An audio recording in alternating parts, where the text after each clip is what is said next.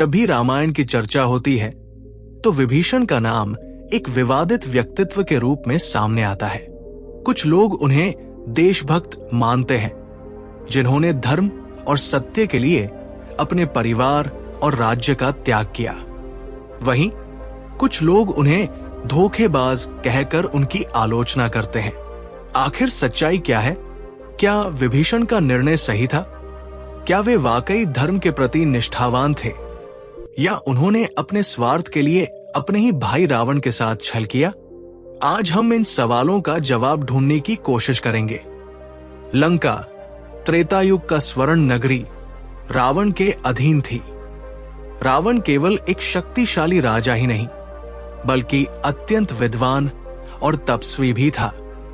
लेकिन उसके भीतर अहंकार, अधर्म और स्त्रियों के प्रति अत्याचार का बीज पनप चुका था। रावण के परिवार में उसके 3 भाई थे, कुंभकर्ण, विभीषण और अहिरावण। विभीषण ने अपने बचपन से ही धर्म और सच्चाई को प्राथमिकता दी। वे भगवान विष्णु के अनन्य भक्त थे और हमेशा नीति, सत्य और धर्म के मार्ग पर चलने की शिक्षा देते थे। रावण ने जब सीता का अपहरण किया और उन्हें लंका ले आया, तब विभीषण को लगा कि यह रावण के विनाश की शुरुआत है। विभीषण ने रावण को कई बार समझाने की कोशिश की। उन्होंने कहा, भ्राता, आपने धर्म की सीमा लांघी है। पराई स्त्री का अपहरण और उसे बंधक बनाना अधर्म है। यदि आप सीता को वापस रामचंद्र को सौंप दें, तो हम इस विनाश से बच सकते हैं। लेकिन रावण को अपनी शक्ति और विजय पर घमंड था। उसने विभीषण की बात को न केवल नजरअंदाज किया, बल्कि उसे अपमानित भी किया। तुम मेरी शक्ति पर सवाल उठा रहे हो? तुम मेरे ही घर में रहकर मेरे विरुद्ध बोलने की हिम्मत करते हो? रावण के क्रोध और अहंकार ने विभीषण को उस निर्णय की ओर धकेला, जिसने उन्हें इतिहास में एक विवादित चरित्र बना दिया। विभीषण ने जब देखा कि रावण किसी भी हालत में अपनी भूल मानने को तैयार नहीं है, तो उन्होंने लंका छोड़ने का फैसला किया।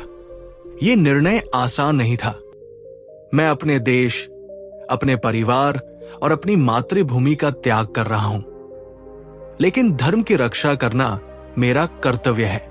विभीषण श्रीराम के पास गए और उनसे लंका के विनाश को रोकने की प्रार्थना की।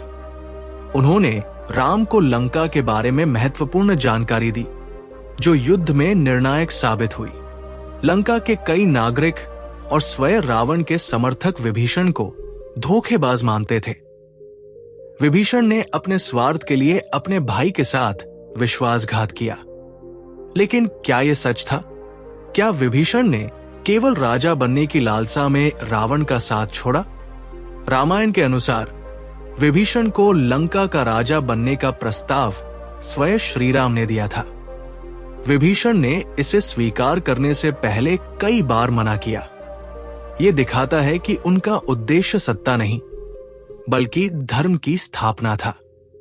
यहां एक सवाल उठता है, जब धर्म और परिवार के बीच चुनाव करना पड़े तो सही क्या है? विभीषण ने धर्म को प्राथमिकता दी। उनका मानना था कि यदि अधर्म को सहन किया जाए तो वह भी एक पाप है। रावण का साथ देना धर्म के मार्ग से भटकना होता। इस संदर्भ में तुलसीदास की ये पंक्तियां याद आती है, परहित सरिस धर्म नहीं भाई, परपीड़ा सम नहीं अधमाई।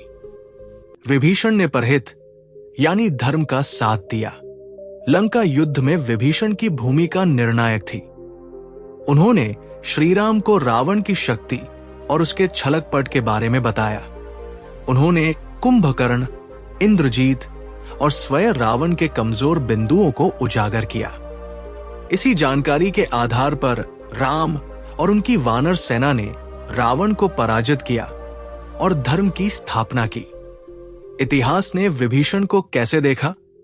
कुछ लोग उन्हें आदर्श मानते हैं, जिन्होंने धर्म की खातिर अपने परिवार का विरोध किया।